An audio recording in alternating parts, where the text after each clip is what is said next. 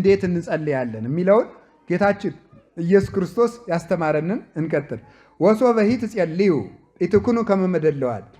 ስትጸልዩ እንደ ግብዞች አትሁኑ ይላል። ስትጸልዩ እንደ ግብዞች አትሁኑ። ግብዝነት ማለት በጣም ብዙ ትርጉም ያለው ነው። ሌላ ጊዜ ራሱን ችሎ እንደምትማሩት አምናለሁ። ግን ባጭሩ ግብዝነት ማለት ተመጻዳቂ፣ አስመሳይ፣ የከንፈር አምልኮ ያለው የልብ የሌለው ሰው የሚንቅ የሚታበይ ጽድቁን የሚቆጥርና አፋዊ ቅድስና ያለው ውስጣዊ የሌለው የሚመጻደቅ ሰው ምን ይባላል? ግብዝ ይባላል። ግብዝ። የግብዞች ጸሎት የሚባለው ምንድን ነው ካላችሁኝ፣ የግብዞች ጸሎት ምን ያለ እስመ እሙንቱ ያፈቅሩ ውስተ መኳርምት ወውስተ መዓዝን ቀዊመ። እነዚህ በአደባባይ ቁመው የሚጸልዩ ናቸው። በየአደባባዩ በየመንገዱ ቁመው የሚጸልዩ ናቸው። አሁን አንዳንድ ነዳያንን አይታችሁ ታውቃላችሁ? ሰላም ለዝክረ ስምከ ስመ መሐላ ዘይሄሱ ስለ መድኃኔዓለም በመሐላ ዘይሄሱ ይልና ስለ መድኃኔዓለም ስለ ኢየሱስ ክርስቶስ ለዳዊት ባሕርየ ከርሱ ስለ መድኃኔዓለም አክሊለ ስምከን ዘይትቄጸር በርሱ ስለ መድኃኔዓለም ይላል። አሁን ያን ጸሎት ማለት ለምን አስፈለገ ነው? ጀግንነቱ ካለ ሌሊት መጸለይ ነው። የሆነች ነገር ያነጥፍና ስለመቤታችን ስለ ቅዱስ ሚካኤል ሰላም ለልብከ መዝገበ ራእይ ወይዋት ሩመ በቀል ቅዳት ስለ ቅዱስ ሚካኤል ይላል። ሰው ጸሎተኛ ነው ብሎ አስቦ እንዲሰጥ ይሄ ግብዝ ነው። ከለመነ ድሃ ነኝ ብሎ ይለምን። እዚያ በጸሎት ማመካኘት ምንድን ነው? አደባባይ ላይ ሆኖ መጸለይ እና አንዳንድ ደግሞ ዲያቆኑም ቄስም እኔንም እንደዚያ ስንጸልይ ደግሞ አሁን ዘበሰበትቀደስ ማለት ነው። ሰው እንዲሰማልን ማድረግ ማለት ሰው እንዲሰማልን መፈለግ ጸሎተኛ መሆናችንን ሰው እንዲያውቅልን ማድረግ፣ እንደምንጸልይ ማሳወቅ። ሌሊት ከምዕመናን ቤት ሄደን በእንግድነት ስናድር ጸሎተኛ መሆናችን እንዲያውቀው ፍካሬ ጻድቃን ወዛሃጣን መዝሙር ዘዳዊት ሃሌሉያ ብፁዕ ብእሲ ዘይሖረ በምክረ ርስያን ወዘይነበረ ውስተ መንበረ መሳርክ ወዘህጉ ያነብ መዓልተ ወሌሊተ ወይከም ተጥቅልት ሀበ ሙሐዘባይ እንተትሁ ፍሬሃ በጊዜሃ ወቆጽላኒ እየተናገረ እያለ የሚጸልይ ማለት ነው። ጸሎተኛ ነኝ ብሎ መመጻደቅ ማለት ነው። መመጻደቅ ጸሎተኛ መሆናቸውን እንዲታወቅላቸው የሚፈልጉ ሰዎች ግብዞች ይባላሉ። እነዚህ ማለት ነው። አሁን ግሸን ስትሄዱ ታውቃላችኋል። በጣም ትልቅ ድርሳነ ሚካኤል በጣም ትልቅ ይዝና እንደዚህ በጣም ትልቅ የሚያህል ድንች የሚያህል መቁጠሪያ በዚህ አድርጎ ባይታዊው ቅዱስነታቸው ያንን ወንድ ከሆነ እንግዲህ በቀሚሱ ስራ ያደረገውም እስቲ እንዲያች አድርጎ ይተኛ ጀግና ከሆነ አሬን ምዕመናን ይጓ አይደለም እናቴን ያባት አልቀው ፈርል ብለ ብሩን ጠብ ጉዳዩ ብር እኮ ነው። ብር ላይ ነው ያለው።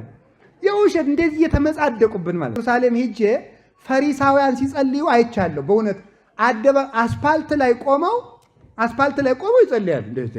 አስፓልቱ ላይ ማለት እዚያ ላይ መጸለይ ነውር ነው። እንደነዚህ አይነት ግብዞችን አትሁኑ። ጸሎተኛ ለመምሰል አትጸልዩ። እግዚአብሔር ለሚያያችሁ ሁናችሁ ጸልዩ።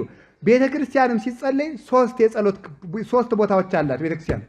መካነ ጸሎት፣ መካነ ተግሳጽ፣ መካነ ምጽዋት ይባላሉ። መካነ ጸሎት የሚባለው አንደኛ አጸዱ ነው፣ ይሄ ዛፉ ማለት ነው። ሁለተኛ ደግሞ ከቅድስቱ ጀምሮ እስከ ቅኔ ማህሌቱ ያለው ነው፣ እስከ መቅደሱ ያለው መካነ ጸሎት ይባላል። መካነ ተግሳጽ የሚባለው ይሄ አውደ ምሕረቱ ትምህርት የሚሰጥበት ነው። መካነ ምጽዋት የሚባለው ጸሪቀ መበለት ውጭ ላይ የሚበላበት ነው። የት ነው? እዚህ ውጭ ነው አይደል? በጣም ጥሩ ነው። ይሄ ጥሩ ነው። እዚህ ጥሩ ተስተካክሏ ማለት ውጭ ላይ አሁን የሰንበት ጸሪቅ የምትቀምሱበት እሱ መካነ ምጽዋት ይባላል። የማይጸለይባቸው ቦታዎች የሚባሉት እነዚህ ናቸው። ምንምና መካነ ተግሳጽ ላይ መጸለይ ግብዝነት ነው። ስብከት እየተሰበከ እንደዚህ አድርጎ መጸለይ እዚህ ማልቆ ይሄ ግብዝነት ይባላል። ምክንያቱም ይሄ መካነ ተግሳጽ ነው። ከዚያ ላይ ደግሞ ዝክር ከሚዘከርበት ደግሞ እንዲህ አድርጎ መጸለይ ደግሞ ይሄም ግብዝነት ነው። ስለዚህ መጸለይ የሚባለው የት ነው? ከሚገባው ቦታ ጸልይ፣ የማይገባው ቦታ አትጸልይ። በማይጸልይ ሰው ደግሞ አትመጻደቅ። በማይጸልይ ሰው ላይ እኛ ስንጸልይ ሳምንት መጸለይ ከመጀመራችን በማይጸልይ ሰው ላይ መመጻደቅ እንጀምራለን። ስለዚህ በዚያም አትመጻደቅ። ጸሎታችንም ይጠብቀናል ማለትም ግብዝነት ነው። እግዚአብሔር እኛ የምንጸልየው እግዚአብሔርን ስለምንወድ ከእግዚአብሔር ጋር ለመነጋገር ከእግዚአብሔር ጋር ለመወዳጀት እንጂ የምንጸልየው የኛ ጸሎት እኛን ስለሚጠብቀን አይደለም። እንደዚያ ብለን ካሰብን ጸሎት ባቋረጥን ጊዜ ሰይጣን ይመታናል። ምክንያቱም መጀመሪያም ስንጸልይ የነበርነው ጸሎቴ ይጠብቀኛል እያልን ስለነበር እግዚአብሔር ይጠብቀኛል ካልን ግን አሞን ብናቋርጥ እንኳን ሰይጣን በእኛ ላይ ርስት የለውም። እግዚአብሔር ይጠብቀኛል ብለናልና በራሳችን ጸሎት እንጠበቅበታለን ማለት ይሄ ነው። አንዳንዱ ሰው አለ እዚህ መዝሙረ ዳዊት ይሄንን አድርገህ እንትኑን ቆርጠህ ያንን ዘፍዝፈህ ይሄን 7 ላይ ቆንጥረህ በዚያ ደግመህ ዳዊቱን 3 እንትን ጊዜ ደግመህ ወደ ምስራቅ ዙረህ ቅዳሴ ላይ እንደዚህ አድርገህ ብትጠጣው ፍቱን ውእቱ ይላል። እንደዚህ ያረከው እንደሆነ ይሄ በጣም የተፈተነ ነው ይላል ማለት ነው። ይሄ መዝሙር ይሄን ያህል ለዚህ ጥሩ ነው። ውዳሴ ማርያም ይሄን መልካ ኢየሱስ ይሄ ለእንትን ጥሩ ነው ይላል። ደግሞ ይሄ እግዚአብሔርን ጥበቃ ትቶ ያንተ ጸሎት ሊጠብቅ ፈጽሞ አይደለም። የሚጠብቀን ማን ነው? በቸርነቱ ነው። ቅዳሴውን ጸልየን ያን ሁሉ ቅዳሴ ቀድሰን ስንጨርስ ምንድነው? በከመ ምሕረትከ አምላክነ ወአኮ በከመ አበሳነ። እኛ ቅዳሴውን ቀድሰናል እንዳዘዝከን፣ ግን እኛ ባቀረብነው ጸሎት እንጠበቃለን አንልም። በቸርነትህ ነው። እኛ ባወቅን ጸለይን ተዘጋጀን ብለናል። ግን አንተ የምታውቀው ብዙ ነውና ሥጋ ወደሙን የምንቀበል በቸርነትህ ነው ብለን ነው የምንቀበለው ማለት ነው። ጸሎቱን ማቋረጥ የለብንም ወደ ፈተና እንዳንገባ። ግን ወደ ፈተና ያልገባን ግን ስለ ጸለይን እንደሆነ ማወቅ የለብንም። የሚጠብቀን እግዚአብሔር በቸርነቱ ስለሆነ እንጂ። ይሄን ነው ስለ ጸሎት ማወቅ የሚጠበቅብን ብዙ። ሌላው ጸሎታችን ለምን አይመለስም የሚል ጥያቄ ይጠይቃል ሰይጣን ብያቸዋለሁ ቅድም። ጸሎቱን ለምን የማይመልስልን ሲባል 3 ነገሮችን ብቻ አጭር ነገር ልንገራችሁ።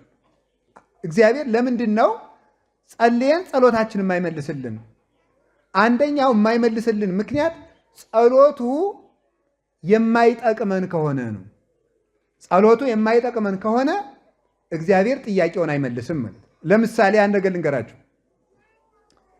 ሕፃን ልጅ እናቱ እንጀራ እየጋገረች እያለ ክፉና በጎ ያለየ ልጅ እናቱ እሳት እንድትሰጠው ይለምናታል። መስጣት አለባት የለባትም? አቤት።